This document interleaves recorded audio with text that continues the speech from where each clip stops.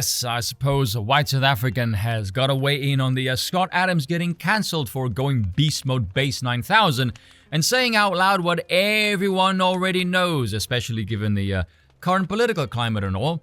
Now, Scott Adams, of course, the creator of the Dilbert cartoons, he got in a bit of trouble lately for saying some very spicy and true things. Here's what he said, and if you've already seen it, feel free to skip ahead about, 2 minutes or so. So if nearly half of all blacks are not okay with white people, according to this poll, not according to me, according to this poll, that's a hate group. That's a hate group. And I don't want to have anything to do with them.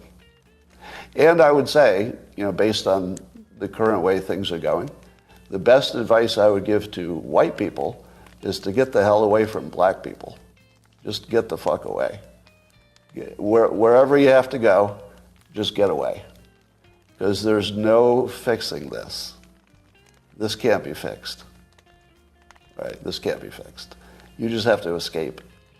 So that's what I did. I went to a neighborhood where, I have a very low black population. Because unfortunately, there's a high correlation between the density. And this is according to Don Lemon, by the way. So here I'm just quoting Don Lemon when he notes that when he lived in a mostly black neighborhood, there were a bunch of problems that he didn't see in white neighborhoods. So even Don Lemon sees a big difference in your own quality of living based on where you live and who's there. So I think it makes no sense whatsoever as a white citizen of America to try to help black citizens anymore. It doesn't make sense. It's no longer a rational impulse. And so I'm gonna back off from being helpful to black America because it doesn't seem like it pays off. Like I've been doing it all my life, and the only outcome is I get called a racist. That's the only outcome. It makes no sense to help black Americans if you're white. It's over.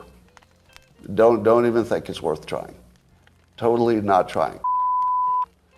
And there we go. You didn't expect that today, did you? Now, as is normally the case with someone getting cancelled, we tend to know why. Pretty clear cut. So I'm not going to focus on the data or anything as such. That doesn't really interest me at all. It's already been beaten to death by a whole host of other content creators who spoke about this. My mind, on the other hand, went somewhere else entirely. So let's examine this situation a little bit differently, shall we? Because ever since this happened, my ears were perked and something in my head went,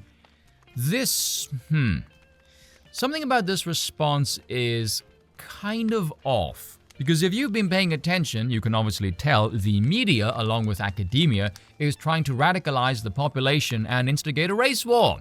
Partly because chaos helps the ratings, and a dysfunctional society where there's a vibe of going for the jugular, where there is no sense of community or a spirit of self-reliance, it's a lot easier to manipulate that via an ever-increasing state apparatus. Not exactly very difficult to spot, but you do at the very least need to pay some attention. And you can see this in the rhetoric as well, mind you, and the clips. What's wrong with white people? Or what's so great about white people? And every answer is negative. The increased anti-white gimmick, otherwise known as diversity. The selectively omitted race of an assailant if they aren't white. And then the immediate plastering of every headline in the highly unlikely event they happen to be white. Wonder why it's unlikely. Bill Maher spoke about it as well. Things like segregated dorms and segregated graduation ceremonies. All of that kind of jazz.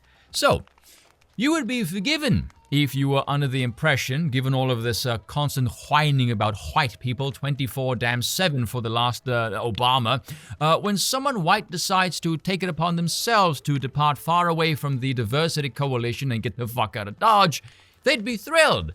Right? Wrong. And here is why. Look at this from the perspective of the victimhood narrative, the grievance industry. And by the way, this industry is a giant colossal scam, full to the brim with dishonest hucksters who are too useless to get a real job. And yes, the irony of me saying that is not lost on me. This industry thrives on weaponization of white guilt. This is used especially by blacks as a means to exercise power over the white liberal mind. Well, little the rest to manipulate anyway. They don't really want white people to leave and not be around them because white people are a core component of the grift. They need the white people to just be there within blaming proximity. Because if you look at the situation on face value, the response doesn't really make a lot of sense. Using facts and figures and drawing a reason-based conclusion, what a horribly sane thing to do. Then again, using facts and figures as a means for reasoning is a very white thing to do. Pretty sure there's some Asian appropriation there as well. Or maybe German, but anyway. So when he did that, the grifters all collectively crapped their pantaloons and went, hey, what are you doing? No, you don't get to move away from us. No, we get to move away from you, because you're the problem. We don't really want them to do that. What do we do now? Oh, what are you, a racist? Yes, and by the sounds of it, statistically speaking, there's a pretty good chance you will be as well. So I'm leaving now, bye-bye. And he just decided to take his leave and leave a message for the people, not to engage with this nonsense any longer because the situation is beyond repair. And that outgoing message is what upset them. Because they know if many people choose to follow suit, choose to disengage, bye-bye grievance industry. You know what those people are? You know the recent episode of South Park with Harry and Markle? This scene. We want privacy! We want privacy! Replace them with minorities and the picket sign with "We hate white supremacy," and it's the exact same concept.